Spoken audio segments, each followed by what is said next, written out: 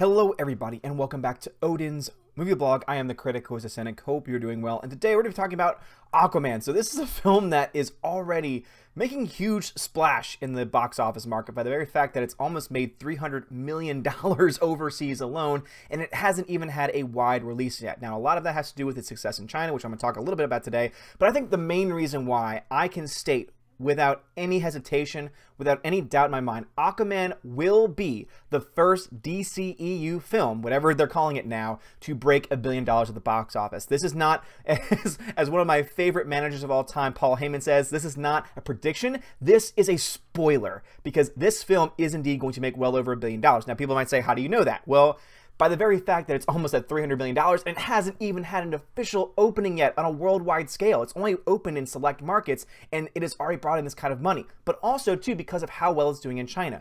Because keep this in mind, when a big budget film does well, normally what you see is that China will usually accrue about a third of the entire foreign market. Usually about a third of the entire box office for the foreign market will be from China alone. The fact that China is predicted at this point and is on pace to reach around 250, not only maybe even $300 million on its own, tells me that that means that what you're looking at there is at least around $900 million just alone from the foreign markets. That's even before domestic totals, which is easily going to get between $500 and $600 million just on the basis of it being a big budget film that's doing very well, getting very good reviews, not only from critics, but also from audiences alike. And so I think that that is a huge part of it, and that's the reason why this film is going to make well over $1 billion. I think this film is actually on pace at this point to do even better than The Last Jedi, which is just phenomenal for people like us who understand how crappy that movie is, but it's amazing too. And I will say that as successful as it is, I think almost the entire credit for this success has to be given to James Wan. James Wan, as you see in the article on the screen right now from CBR.com, says that he is the one to take the blame if this movie fails. And to me, this is a big thing. It's interesting that, and I'm not saying that taking the blame if a movie is not good is going to automatically mean box office success, but I do think having that kind of mindset through a project and understanding the responsibility that that person has as a director, that the responsibility that you have to make the best product possible, to make the product, tenable and attractive to audiences, is something that I feel a lot of directors unfortunately always lose the grasp of. Rian Johnson is a great example of that because he didn't care about the fans. He didn't care about whether or not he was making the fans happy, about whether or not he was bringing in more people. All he cared about was making himself happy and making his good friends happy. He made it for himself. He made The Last Jedi for himself and no one else. James Wan not only made the film from his own desire and from his own passion, but he made it with audiences in mind. And that is made very clear because in this article he says that he will take the blame if this movie fails. And having that mindset is so crucial because it means that you care more than just about how you feel about a film. You care about what others think. Another great example of that would be Colin Trevorrow. When Jurassic World came out, remember that he took blame for people that didn't like the film, and that film got panned by critics and audiences alike. And guess what? Jurassic World 2 ended up making a crap ton of money overseas. And I think the reason why is because of the passion that existed not only during the filming of the project, but also after the project as well. When you try and reach out to the fans, when you try to throw a bone to the fans and take responsibility for yourself, guess what? The fans are going to hear that. Audiences are going to hear that, and they're going to say, hey, you know what? I like this guy. In fact, you know what? At the end of the day, and you've heard me say this on this channel before, I'm not a big fan of the Aquaman trailers. I don't think that they're very good. And you can disagree with me and put a dislike on the video until you're blue in the face, all you DCEU crazy people. But at the end of the day, I don't think the trailers are very good.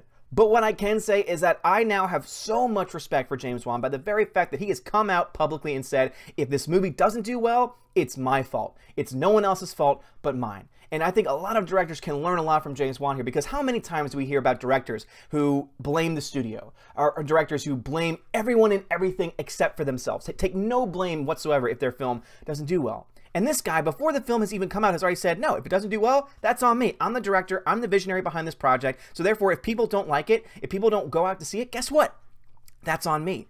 And that's how every director should feel, because it really is that director's job. You can blame marketing. I mean, the same thing happened with Solo as well. You know, Ron Howard took some responsibility, but everyone else around him was blaming, the timing it came out, Star Wars fatigue, racist and sexist, and all these other things. They were blaming everything and anything except for the fact that it was because of The Last Jedi that film did not do nearly as well as it could have done. They ignored reality. They ignored the fans in that instance. James Wan isn't. James Wan is making it very clear, saying, no, this is being made for the fans. I do not own this property. This is just a project that I worked on, that I put my heart and soul into, so a part of me is in this film. But at the end of the day, if the fans don't like it, if the people watching the film don't like it, then obviously I've done something wrong. And I think that is, you know, kudos to you, James Wan. I have so much respect for you, and this is the reason why I'm gonna go see this film. Like, without any, like, there was part of me that was like, maybe I'll wait to see how people think about it. Maybe I'll wait for a few more people to come in and you know, people that I trust, and to wait to hear their reviews.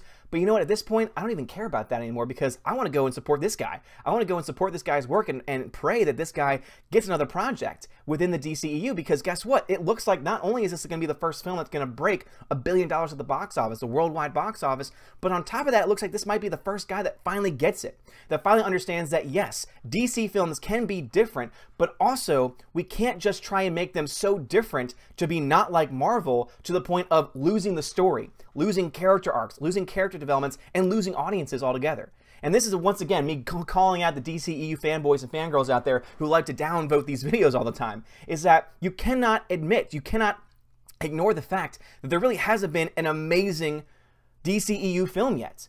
And you can't count The Dark Knight in it because it's not a part of the current universe. I'm talking about things like Man of Steel. Man of Steel was an okay film, but the ending was terrible. The ending was total hot garbage.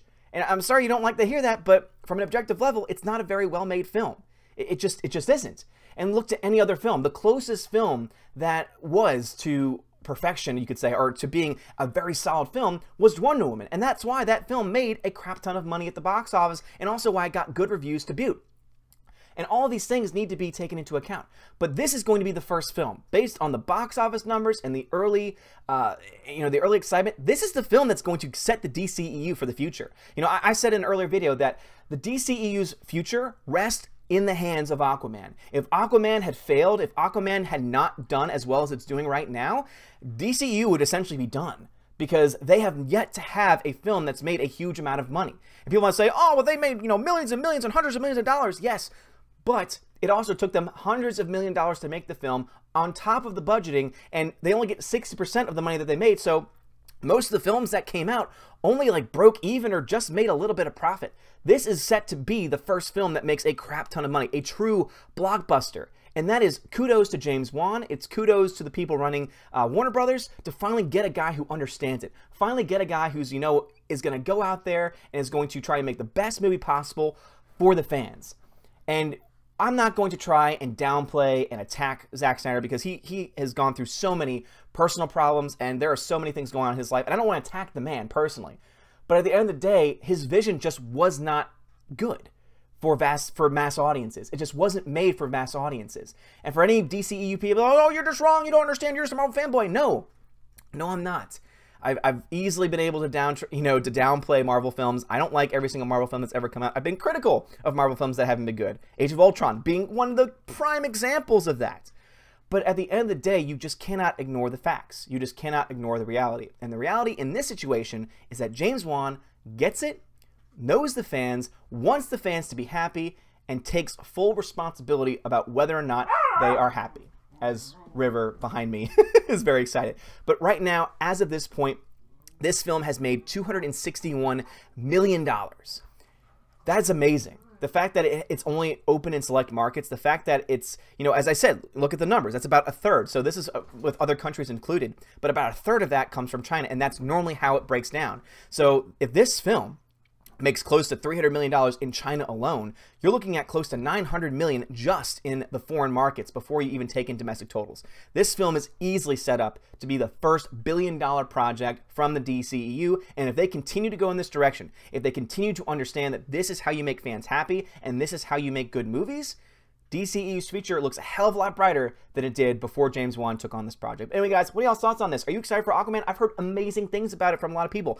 Go check out Hey Viv's video. She just did a video review, and I loved her review. I thought that it actually made me excited for the movie. So go check her out. She's another great YouTuber. And also, let me know your own thoughts about it as well. You know, have you seen it yet? I know that there's a bunch of people who've been leaving comments saying, I saw it and it's amazing.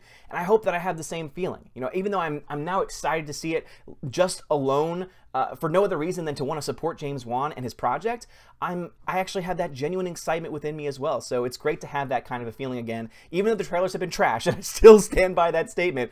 Hopefully the movie can deliver in a lot of ways that it seems to be. But if you like this video, guys, smash that like button, hit that thumbs up, because you know that there's some DCEU fanboys that are gonna be like, oh no, you're just, you don't understand. And if you're one of those people, like, seriously, learn to disagree with somebody. Learn that, DCEU doesn't have to be great all the time, because guess what? It hasn't been. Suicide Squad, Batman v Superman. Oh, we have to watch the extended cut. No, I don't. Justice League. Good God, Justice League. They've been bad. And it's great to finally see a movie that seems to be going in a good direction for the fans. But anyway, thank you all so much for watching. Have a great day. And as always, God bless.